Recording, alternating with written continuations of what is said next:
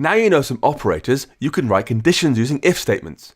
You give Swift a condition, and if that condition is true, it'll run some code of your choosing. To try this out, I want to use a Swift function called print. You run it with some text, and it'll be printed out. We can use conditions to check for a winning blackjack hand. We can say, let first card equals 11, let second card equals 10, then, if first card plus second card equals 21, we're going to say print blackjack, then end the condition. The code inside the braces will be printed if the condition is true. If you want, you can provide alternative code to run if the condition is false using else. I can say else, then print regular cards, and end the else block. You can also chain conditions together using else if.